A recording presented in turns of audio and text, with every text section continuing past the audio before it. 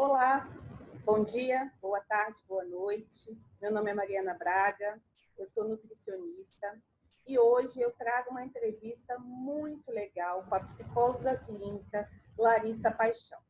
A Larissa, para quem ainda não conhece o trabalho dela, trabalha há cerca de 8 anos na assistência a transtornos como a obesidade e atualmente é doutoranda atuando no pós-cirurgia bariátrica. Larissa, seja muito bem-vinda à nossa entrevista. É um prazer estar com você aqui. Essa vai ser a primeira de muitas outras, porque nós temos muita coisa a falar sobre esse assunto, não é mesmo? Essa relação aí entre comer e ansiedade, comer e estresse, que veio tão à tona agora nesse período do isolamento, né?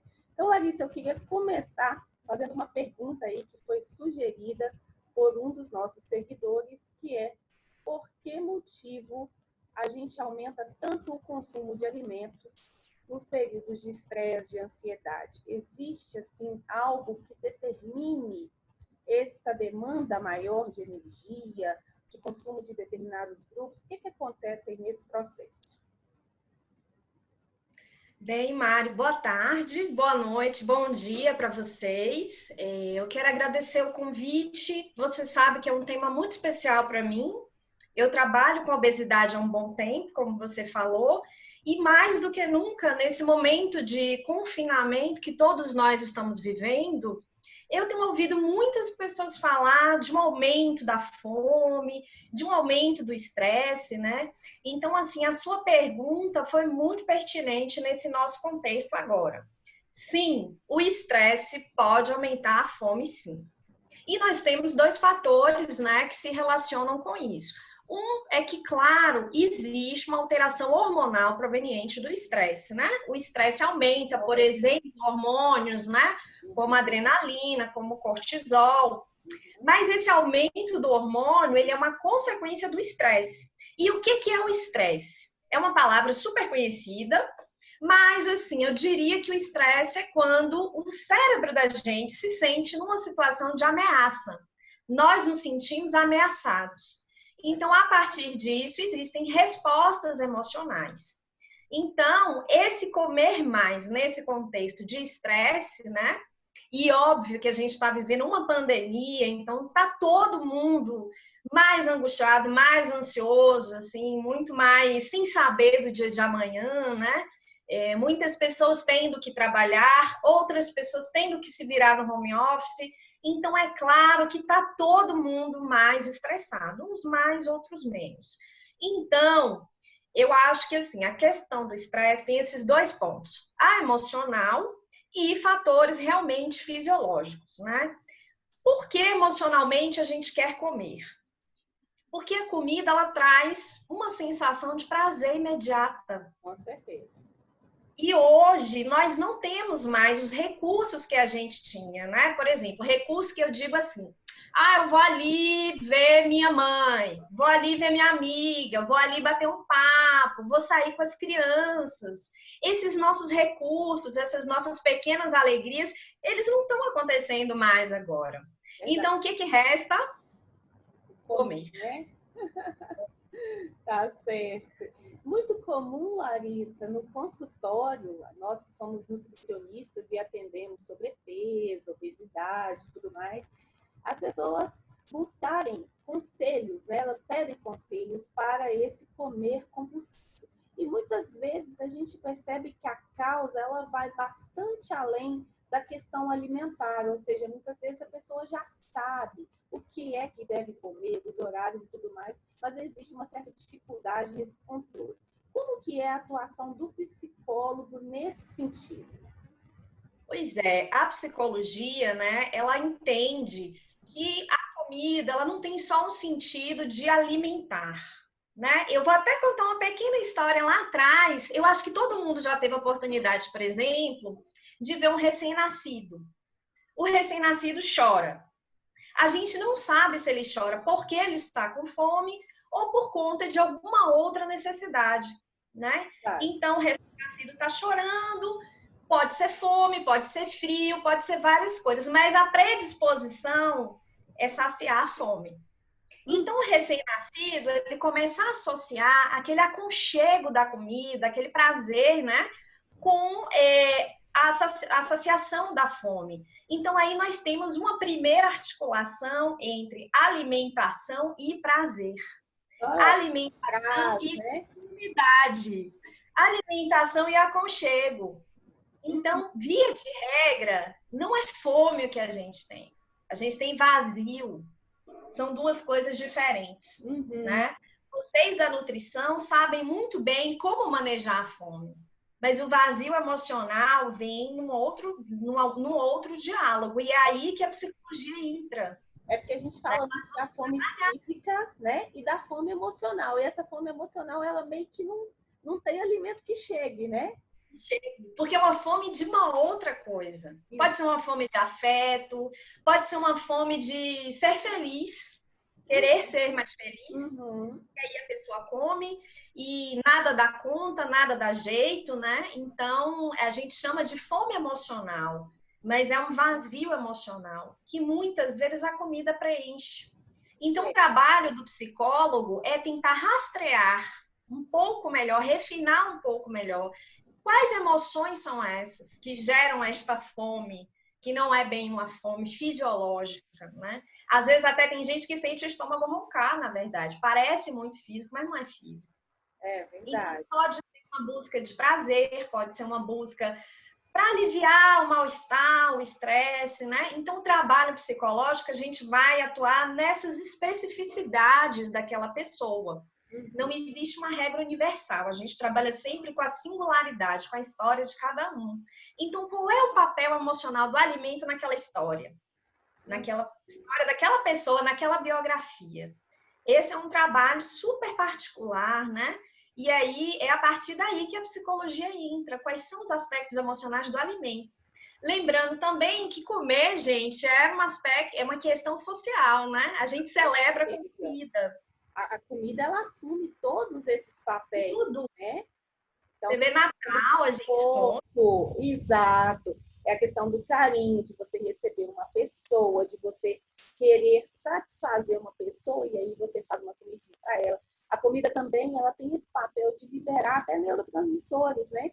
Quando você se depara ali com uma comida que você gosta muito, ou que possa remeter a um período da sua vida que foi muito bacana, uma pessoa especial que cozinhava aquilo ali para você.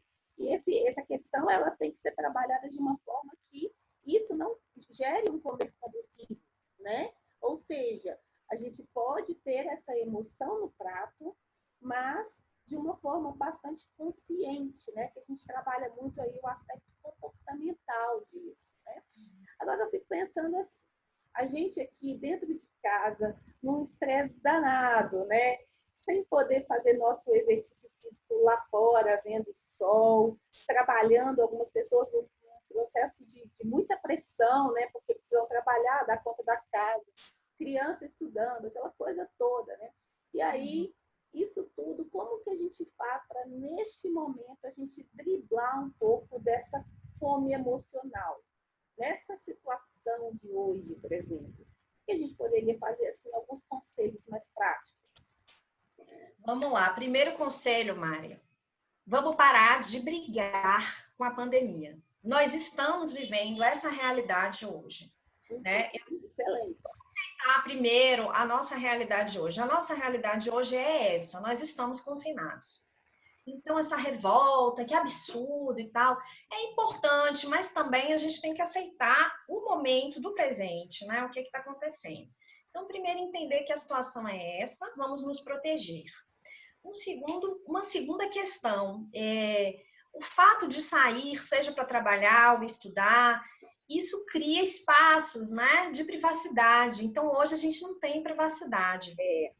Para muitas mulheres, inclusive, que precisam, e muitos homens também que estão em home office, precisa dar conta de filho, até as pessoas que estão sozinhas também, né? Mas, assim, nesse contexto de isolamento, falta a questão da privacidade, desse espaço individual, que é importantíssimo a gente conseguir construir de alguma forma. Como construir isso?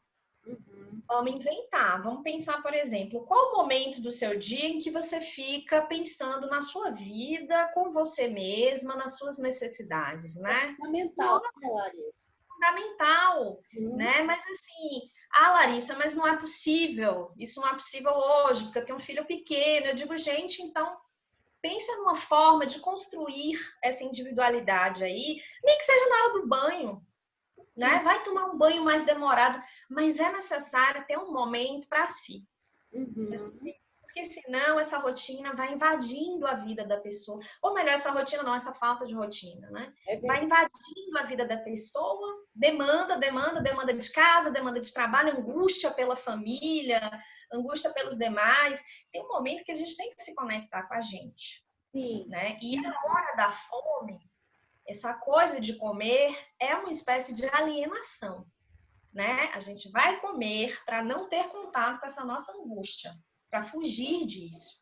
Tem gente que bebe, tem gente que usa outras formas, né?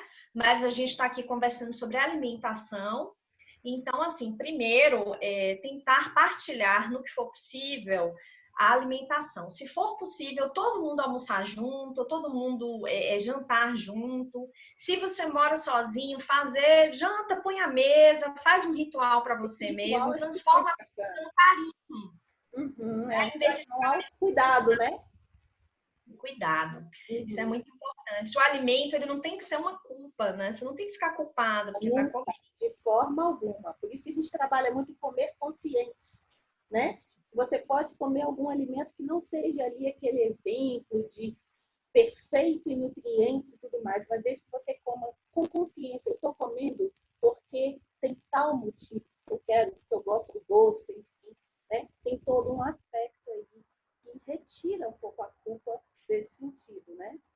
Mari, assim, você falou isso, assim, geralmente as pessoas que têm uma compulsão alimentar mais acentuada, elas não se dão conta da quantidade que estão comendo. É muito característico da própria compulsão não ter a consciência do que está comendo. Ela não consegue nem se recordar, né? Nem sabe direito o que é que comeu, né? Eu ouço muitos pacientes falar, mas Larissa, eu não como. Uma pessoa, assim, muito com obesidade mórbida, né? Porque falta essa consciência na hora de se alimentar. Então, nesse momento de confinamento, tentar cozinhar de uma forma prazerosa, fazer o próprio alimento, que a comida seja um momento, a alimentação seja um momento de partilha social, mesmo que você esteja sozinho. Vamos utilizar dos recursos virtuais também, que é o que a gente tem hoje. Então, assim, faz uma videochamada para sua mãe, para sua amiga, esse bate-papo que a gente está fazendo aqui, né? Para ser feliz, né? Dentro da realidade. Porque não tá fácil, né? Não é que tá fácil para um, assim, não tá fácil para ninguém. É um desafio, né? Mesmo, né? É um desafio. É um desafio. Mas, assim, cada pessoa, assim, a gente tem como ajustar, né? Na individualidade de cada pessoa, construir recursos para que aquela pessoa tenha um tempo para ela, para si mesma, nem que seja na hora do banho, né? O menino tá ali chorando, gritando, mas assim, faz isso, né? Tenta construir essas pequenas ilhas de prazer.